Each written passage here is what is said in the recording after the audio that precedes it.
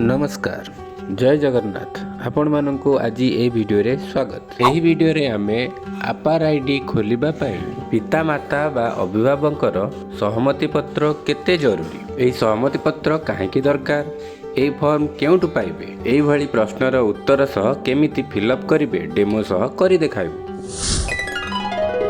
Welcome to Maharana sir YouTube channel. Don't forget to like, comment and subscribe. तेबे आसंतु जानिबा अपार ID खोलिबा पई पितामाता बा अभिभावक सहमति पत्र केते जरूरी। एही सहमति पत्र पूर्वरु आपण अपार आईडी विषय रे जानिबा दरकार। एथि पई आपण हम वीडियो को फॉलो करि परिबे। ऊपर थिबा लिंक किंबा डिस्क्रिप्शन रे मध्ये ए वीडियो रो लिंक पाई परिबे।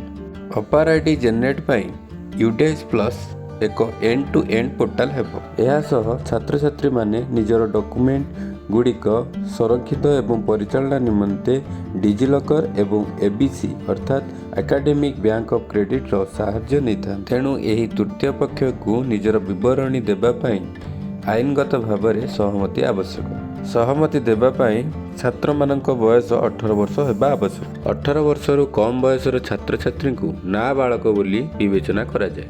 भारत में आईनगत और नैतिक मानदंड, शिक्षागत और परिचय तथ्य समेत व्यक्तिगत एवं संवेदनशील सूचना सृष्टि बा परिचालना पाई पितामाता किंबा अभिभावक सम्मति आवश्यक करिथाय। तेणु छात्र छात्री अपार आईडी सृष्टि करने पाई छात्र छात्री आईनगत अभिभावक बा पितामाता सम्मति फॉर्म विद्यालय प्रशासन निकट में दाखल करने जरूरी। एबे जानिबा पितामाता सहमति किपरि व्यवहृत हेबो। अपार आईडी सृष्टि पाई अंशीदार होइथिबा अभिभावक सहमतिर एक भौतिक नकल बा हार्ड कॉपी विद्यालय रे संरक्षित हेबो एवं अनुरूप डिजिटल कॉपी विद्यालय संयोजक द्वारा यूडीएस पोर्टाल माध्यम रे सृष्टि और संरक्षण करा जिवो। आधार रे अभिभावक और पितामाता द्वारा दाखल करा जायथिबा विवरणी सृष्टि प्रक्रियार प्रत्येक पर्याय और संपृक्त अनुष्ठान गुड़ी को तथ्य विनिमय करिबार परवर्ती पर्याय उपयुक्त भावे मगा जिवो। एबे जानिबा एही सहमति फॉर्म आमे केउठारु पाइबा। एही सहमति फॉर्म आमे शिक्षानुष्ठान पाई परिबा। आहुरी मध्य आपण आमर एही वीडियो रो डिस्क्रिप्शन रे मध्य एहार लिंक अछि जहा द्वारा आमे एही सहमति फॉर्म पाई परिबा। एबे आमे एही सहमति फॉर्म को किपरि पूर्ण करिबा से विषय रे सविशेष जानिबा। एही फॉर्म रे आमे पाई परिबा लेखा होईची छात्र छात्रींको अपार आईडी प्रस्तुत पाई पितामाता बा आईनगत अभिभावक सम्मति पत्र। प्रथमे विद्यालयर नाम, ब्लॉकर नाम और जिल्लार नाम लेखि शिक्षा अनुष्ठान 11 अंक विशिष्ट यूडीएस कोड लेखिबा। एहा परे मु श्री और श्रीमती पिता किंबा मातांकर नाम किंबा गार्डियनर नाम सह सेमानंकर ग्राम, पोस्ट ऑफिस, भाया, जिला एवं एहा परे फॉर्म सहित देइथिबा डॉक्यूमेंट अर्थात आधार किंबा पैन किंबा वोटर कार्ड किंबा ड्राइविंग लाइसेंस मध्यरु जे कोनोसी गोटिए रो नंबर एठारे लिखिबा। एहा परे मोर पुओ किंबा झियो अर्थात छात्र छात्री नाम लिखिबा एवं छात्र छात्री आधार संख्या एठारे लिखिबा।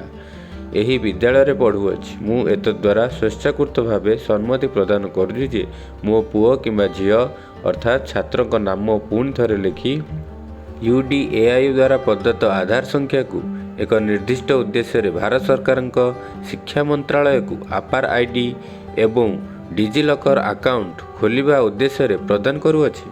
मु एत द्वारा भारत सरकार शिक्षा मंत्रालय विद्यालय शिक्षा और साक्षरता विभाग को अधिकार प्रदान करछि जे मोर आधार संख्या को यूडीएआई रो विभिन्न सुविधा सुजोग पाई एक्ट 2016 द्वारा आधार भित्तिक दृढ़ीकरण करा जिवो। मु बुझी पारुछि जे यूआईडीएआई मोर केवाईसी विवरणी किंबा सफल प्रमाणीकरण पर शिक्षा मंत्रालय सहित हाँ रो प्रतिक्रिया अंशीदार हेबी।